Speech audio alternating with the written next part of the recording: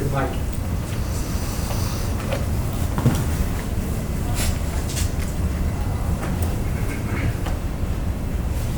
Coach, you had all 5 starters in double figures. Do you think the continuity is starting to kind of get there with this program? Or?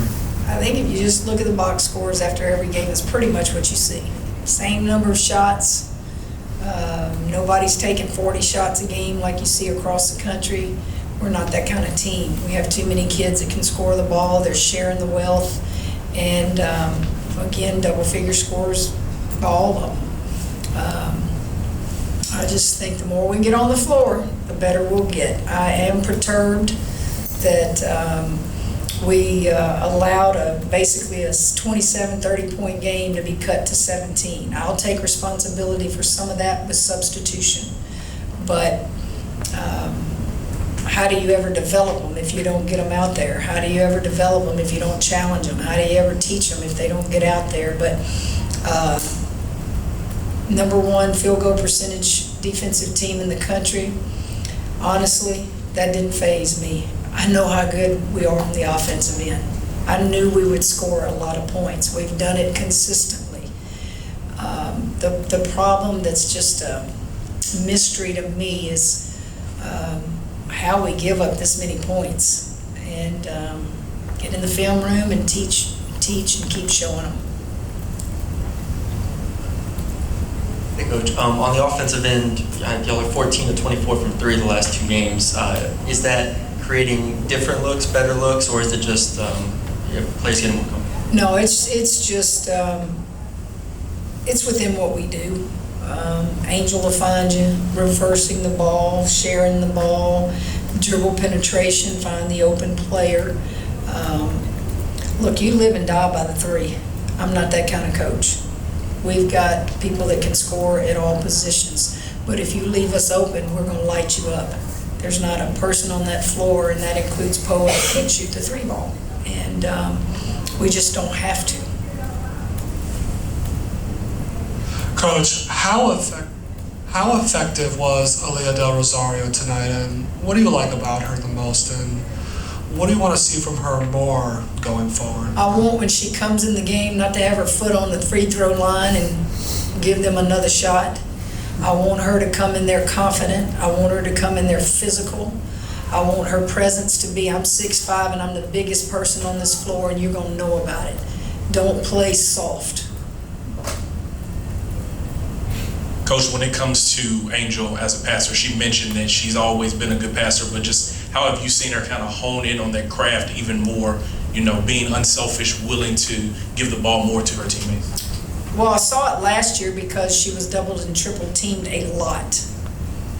If you watched us play, Angel's not being doubled and triple teamed, and she's still finding open players. When she misses her first 3 or 4 or 5 shots, Angel's going to figure out a way to get to the foul line. And then if she doesn't, she's going to figure out a way to find you open. And she's really, really, she's just really unselfish. And she doesn't have to be, but she is. Hey, Coach, y'all shot 32 free throws today against a team as good defensively as this one. Is there an extra emphasis on coming out aggressive and getting to the free throw line more? We've been doing that all year. That's a big part of our game, and it's not like you put in an offense and go, man, we're going to get to the foul line in this offense. It's those players. They're just capable. They're strong. They can take you off the dribble. They can post you up. They can face you up at the post. It's just ballers, and they just have the ability that they're going to get in there and they're going to bang with you. They're going to make you guard them, and if they don't score the ball, most of them get fouled. That is not something that we just work on. It's just 5 kids that are talented and can do that. Game played 7 players pretty much until the very last. Once again, are you at No, this point not season? worried about it. How many did she play? 7. Yeah. No. It Actually, is what it is, Scott. People are worried about depth. Look, to interrupt you, if it's all about depth and if it's all about whatever, I want to play more players. But that playing time comes in practice, and that playing time comes with making me confident in you. And Del Rosario got in the game early. We go 7 deep about right now, and I'm still looking for that 8th player. That's where I was going with the question. It was, do you hope 2 months into the season that you can still I hope. find an 8th? I hope. I mean, you never give up hope. But losing KP, losing Samaya, you got to deal with it. And we could go 7 deep, but I really would like to go 8 and 9. And this is kind of off the subject question, but Nick Saban announced his retirement yesterday. Just curious if you ever had any run-ins with him, just your thoughts on just a coach that coached for as long as he did and impacted young kids' lives, just like every other coach. I was actually on the phone with a dear friend who is a huge Alabama person. I was getting a text message from my son and his roommate, Joe, on my staff, and I couldn't follow her talking and their text messaging, and I said in the text to them, "What are you talking about?" And they sent a post, Saban's retiring. So in that instant, I'm thinking, how am I going to tell my friend this on the phone? I'm telling you, a die-hard. And when I did, it was just dead silence. And she said, "That's why my kids were trying to FaceTime me and said, 'Are you sitting down, Mom?'" So I said, "We'll talk later," and I hung up. So to answer your question, I've never met Nick Saban other than to shake his hand at an SEC meeting. I went out of my way to shake his hand. Never met him, never had a conversation with him. I am a huge fan from afar. If I had to tell you why, he's a winner. He's a winner. He's a leader. He's a leader of people in a locker room, and you don't have to like him. Half the people in the world don't like me. But he's a leader. He knows how to win. He went out on his terms, had an unbelievable season with probably a team that overachieved, and he's going to be missed, not just in football, but from a coaching perspective. You watch coaches, and I've watched him for years. I've read his books, and yeah, that's what I think of him, is much respect, and I wouldn't want to be the person that follows him, right? But did he follow, who followed Bear Bryant? Ray Perkins. And how many coaches after Bear Bryant until Saban got there? It's got to be at least 5, huh? 5 or 6. Expectations. The bar is up here at the University of Alabama. And I think all coaches should go out like he did. Honestly, some coaches don't know when to step away. And boy, he did it with class. Got time for a couple more here. You said you felt like you were going to score. What was it, a talking point or a motivational thing that, hey, they're the best defense in the country, they were giving up 49 points a game or whatever it was? Well, I mentioned it in the we mentioned it in the scouting report, but we also mentioned in the scouting report that LSU teams and Kim Mulkey teams are usually at the top in the country in field goal percentage defense, trying to make them understand we got to get there. We got to get there on the defensive end of the floor. We're giving up too many points. But it wasn't like our offense against your defense. It wasn't anything like that. It was a teaching moment that they're doing it.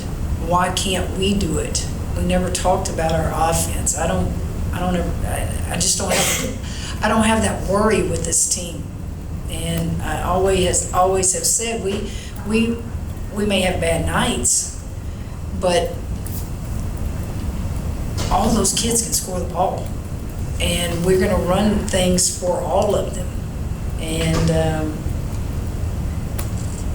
how many games have they scored 5 of them in double figures, 5 of them getting the same amount of shots. It's got to be a lot. There's been a few where we've had, I can remember Kayla's 42. I can remember Morrow scoring against Virginia, a lot of points. But if everybody's healthy and everybody's, doing what they did tonight, you're going to score a lot of points. And you're scoring a lot of points with very few people playing, right? So, God, could you imagine, Scott, if I had 8 or 9, I might score triple digits every game, right? I doubt it. Finish with Reed and then Scott. Coach, you mentioned, you want to improve defensively, and there's a lot of work to be done on the defensive end. But Texas A&M shot 12 free throws tonight. Is that, a sign that you may be headed in the right direction? I don't even look at that. See these little highlights? First thing I'll look at is field goal percentage defense. We want them 39.9. We let them get 40.2. The second thing I look at is points scored. We want to hold them to 68 points or less. So we give up that 3 at the end. How many times have we done that this year? So we went up 27 and we had 3 turnovers in a row right there in front of our bench. You have to control the game at that moment. You have to control the game. No clock, no score, know when to run, know when to set it up, know how much time to use, know when to reverse the ball. And it starts with me and it starts with the point guard. And you're dealing with a point guard that's never played that position. And so I have to keep teaching. You had one of the turnovers. Then we had another turnover. Because, Reed, that's going to matter in a game when it's a 1-2 point ball game. It's going to matter. Because there are teams out there that can score the ball just as good as we can score the ball. Final question with Scott. You mentioned the point guard, and to the question I asked Haley earlier, how do you think she's progressed in what you've asked her to do? And is it that big an ask as it seems to have her change her game to run the point now? Well, let's back up. Haley Van Lith shot the ball in abundance at Louisville for whatever reason. She had to, that was their game, whatever. Haley gets in the transfer portal and comes here knowing what we have. So that told me first that she's got some unselfishness in her. She's a very confident kid. But thirdly, you're going to sacrifice your comfortable position to come and try to learn a position that we need and a position that will help you go on and have a pro career. It just happens to be the most difficult position on the floor. And that's not easy. I think she's done everything we've asked her to do. I think that she will get better and better at the little things that you need to do as a point guard, but it won't be from lack of trying. The kid plays hard. I think defensively, we just have to teach her that, channel them to a sideline, because she's going to give you effort. Sometimes you can give me the most effort, but it's wasted energy. I can help you if you just slow down a little bit and get angles. And I think, I keep telling myself that's a part of our problem on the defensive end, is that we don't take angles, we don't help, and then we don't help the helper much. And just keep playing, keep getting better. Get our dream team back here next week when school starts and guard them every day and see if we can't do just a little bit better. But now don't let me be a Debbie Downer, okay? But that's what coaches do. You win, but you got to fix some things because you know what lies ahead. You know where you want to go and what you want to do. Y'all go get your beer bottles, okay?